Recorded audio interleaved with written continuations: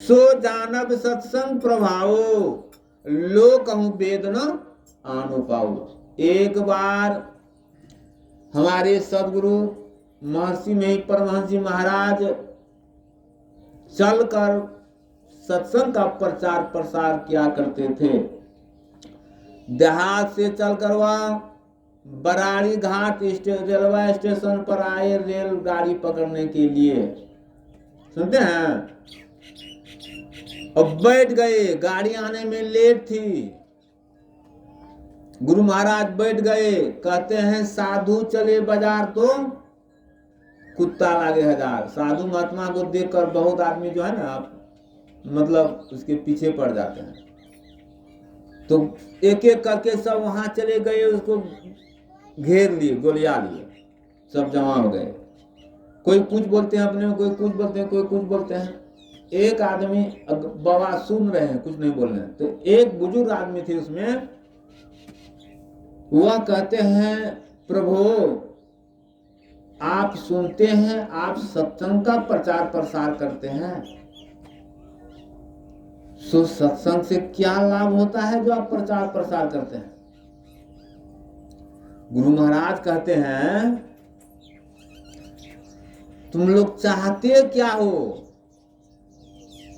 सभी लोग कहते हैं क्या चाहना का अंत है? कभी मन में यह वस्तु की चाह जग जाती है तो कभी उस वस्तु की चाह जग जाती है, कभी उसकी, यानी चाहना के अंत नहीं है। तो गुरु महाराज कहते हैं तुम लोग समाज रूप में बोलो, बुद्धि को सिमट कर सोच समझ कर बोलो। इतना ही बात जब कहते हैं सभी आदमी अवाक हो जाते हैं, यानी उसका मुंह बंद हो जाता है। तो कहते हैं तुम लोग रामायण जानते हो? कोई कहते हैं हाँ, कोई कहते नहीं। तो जो कहते हैं हाँ, कहते रामायण में यह शब्द सुना है। कहते हैं अच्छा एक बात बताओ, तुम लोग बुद्धिमान होकर रहना चाहते हो समाज में कि मूर्ख बनकर? कहते हैं कौन चाहेगा मूर्ख बनकर? कहते हैं तुम लोग समाज में जसमान होकर रहना चाहते हो कि कलंकित होकर? कहते हैं ऐसा कौन चाहेगा? तो कहते हैं गुरु महाराज रामायण की बात सुने हो? कहते हैं मति कीरति गति भूति भलाई, जब जही जतन जहां जही पाई, सो जानब सत्संग प्रभाऊ लोक हूं वेदना आनु पाऊ। अभी पाठ हुआ है, पाठ पर बोल रहे हैं, देखिए रामायण लिखा हुआ है मति कीर्ति गति बुद्धि। कहते हैं कि बुद्धि जस मुक्ति ऐश्वर्य और भलपन शीलता जब कभी जहां कहीं जिसको प्राप्त हुआ है सो जानो क्या? और कोई प्रभाव, सत्संग प्रभाव, और दूसरा चीज नहीं। सत्संग रामायण की बात है। ऐसी बात को वहां गुरु महाराज भी रेलवे स्टेशन बराड़ी घाट में यात्री को सुना रहे। ठीक है। कहते हैं फिर क्या कहते हैं?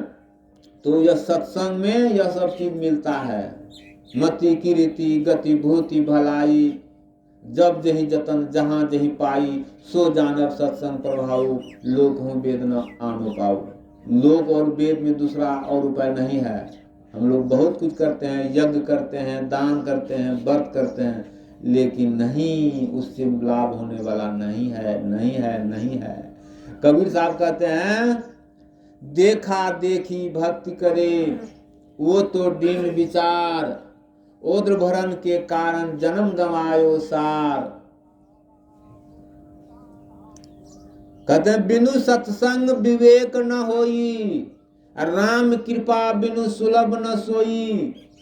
बिना सत्संग का सार असार अर्थात असली नकली का ज्ञान नहीं होगा। और कहते हैं सत्संग भी प्राप्त कब होगा? जब राम जी का कृपा हमारे आपके ऊपर हो। जिनके ऊपर उनका कृपा होगा, किनका? राम का वही सत्संग में आएंगे, नहीं तो क्या इतना ही लोग हैं गांव में। समझिए, जो सत्संग में आए हैं समझिए कि बहुत भाग्यशाली हैं। वो आदमी समझिए जो सत्संग में आएंगे उसके ऊपर राम जी का कृपा है, रामायण कर रही है, तब सत्संग में आए हैं। जिसके ऊपर राम का कृपा नहीं होगा ना, वह समय झूठ मूठ में गंवा देकर सत्संग में नहीं आएंगे। कहते हैं सत्संगति मुद मंगल मूला, सोई फल सिद्धि साधन फूला। कहते हैं सत्संग में जो है ना, सत्संगति आनंद, सत्संग जो है आनंद रूपी वृक्ष है। जब आम का वृक्ष हम लोग लगा देते हैं तो क्या होता है, उससे फलने लगता है तो आम का फल मिलता है ना। तो वही समझिए सत्संग वृक्ष है। किस चीज का आनंद, हम लोगों को आनंद प्राप्त करने का वृक्ष क्या है, सत्संग है। रामायण कर रही है, मैं नहीं कर रहा।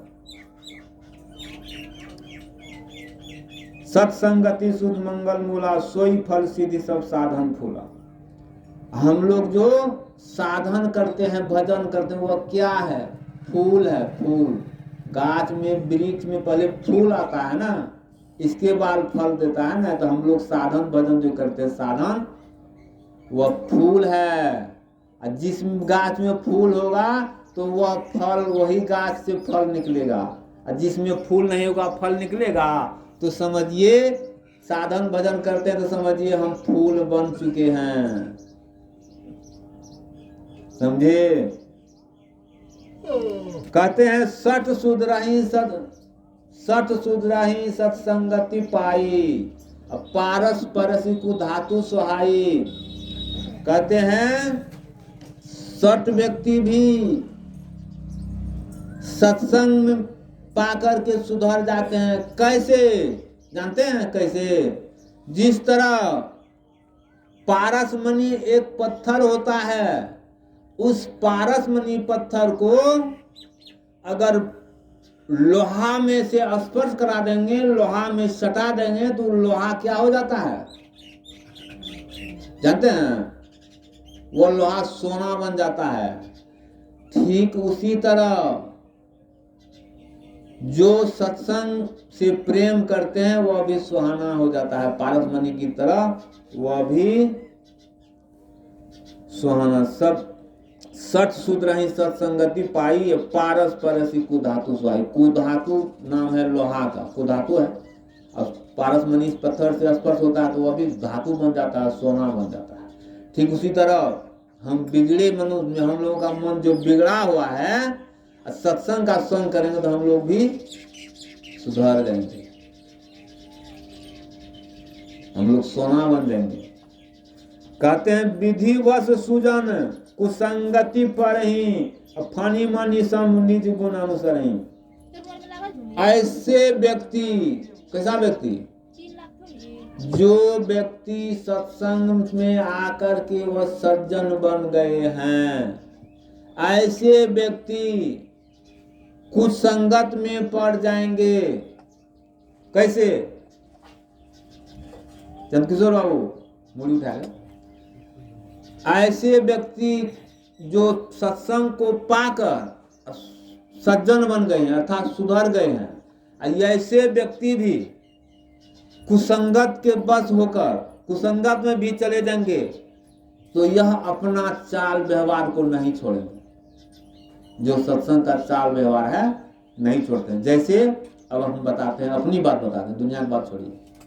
हम अगर कहीं चले जाते हैं, बारातिये मान के चलिए, कहीं मेहमानिये चले जाते हैं, हम देख रहे हैं कि हमको सत्संग करना, स्तुति विनती करना, हम अपना बात बोल रहे हैं, तो देख रहे हैं हमको मौका नहीं मिल रहा है, किसी तरह साइड होते हैं, गाकर अगर नहीं कर पाते हैं तो मने मन हम स्तुति विनती कर लेते हैं, आरती कर लेते हैं।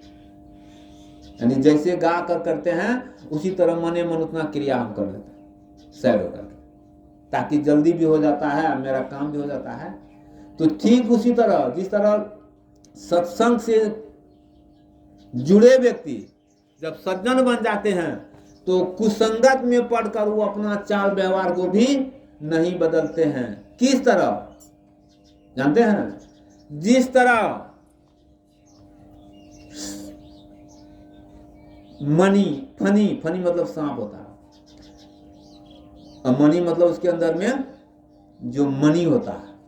सांप के अंदर में मणि होता है, और सांप अगर किसी को काट लेता है तो उसका बिख चढ़ जाता है, वह व्यक्ति मर जाता है। कब? जब उसका समय पर इलाज नहीं होता है, समय पर झाड़ फूक नहीं होता, मर जाता है। लेकिन उसी व्यक्ति को जिसको सांप काटा है, और वही सांप में जो मणि होता है, वह मणि अगर उसको छुआ देता है तो उसका बिख उतर जाता है।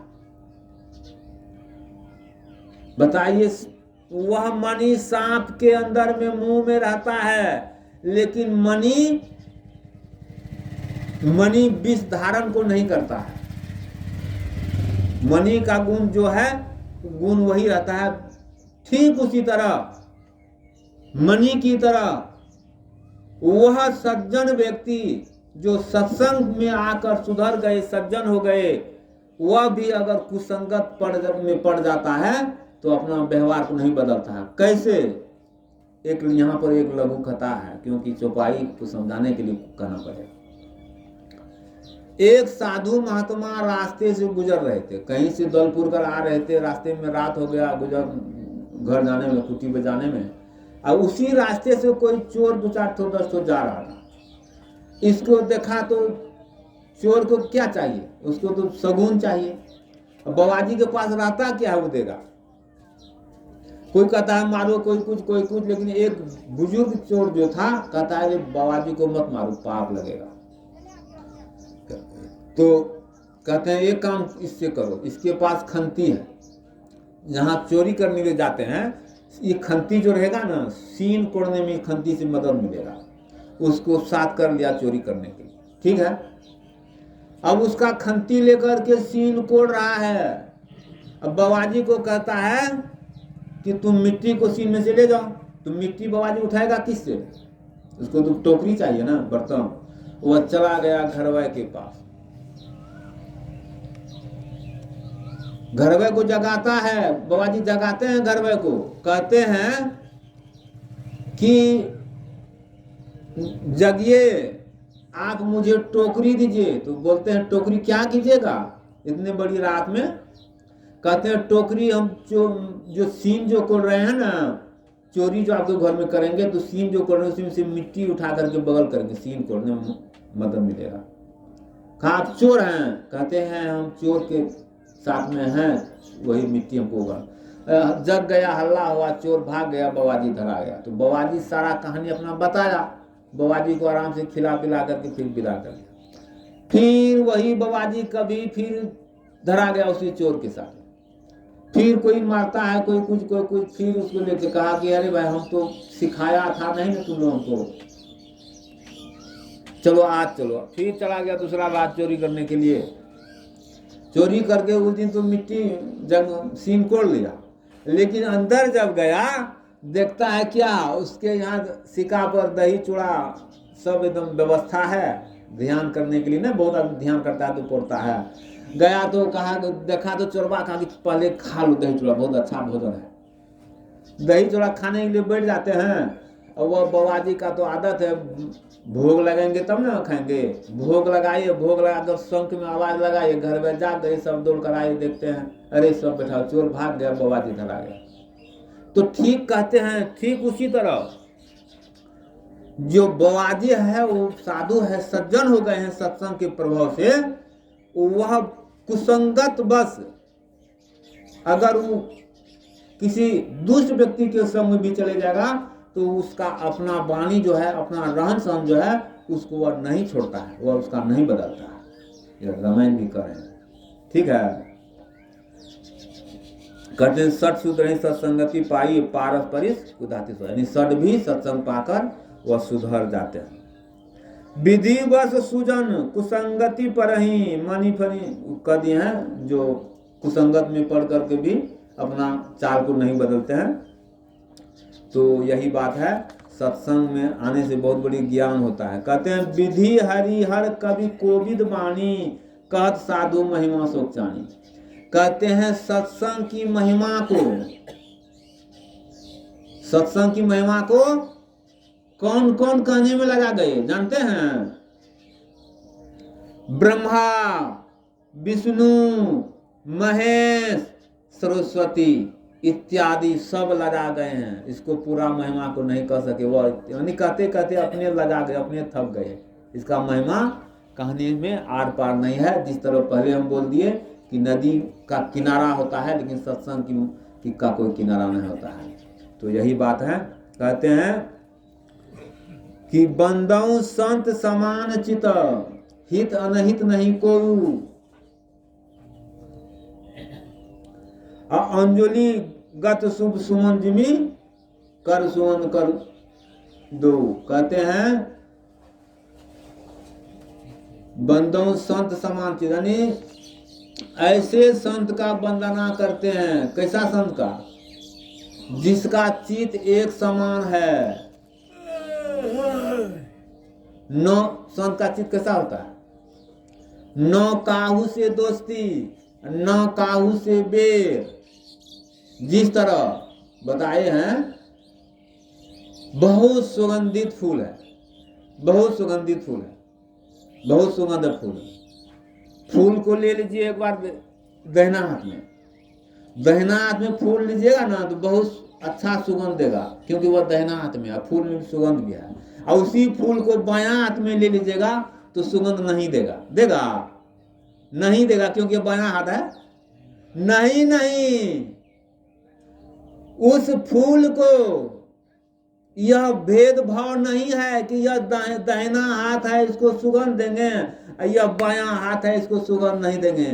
ठीक जिस तरह फूल को बायां और दाहिना का भेदभाव नहीं रखते हैं, उसी तरह साधु महात्मा जो सज्जन होते हैं, न काहू से दोस्त, न काहू से दोस्ती, न काहू से बैर, न किसी से उसके मित्रता है, न किसी से उसकी दुश्मनी है।